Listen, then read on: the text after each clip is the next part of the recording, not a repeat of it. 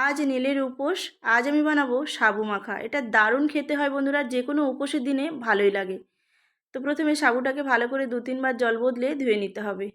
তারপরে মতো জল দিয়ে ভেজাতে হবে। বেশি জল দিলে কিন্তু সাবু শক্ত হয়ে থাকবে, একদম শুকনো শুকনো ঝরঝরে হয়ে যাবে। দেখো কত সুন্দর হয়েছে। এবার ফুটিয়ে রাখা ঘন করা দুধ দিয়ে দেব, আর দেব কনডেন্স মিল্ক দিয়ে ভালো করে মাখিয়ে নিতে হবে। আমি কিন্তু চিনি দিচ্ছি না, তোমরা দিতে পারো।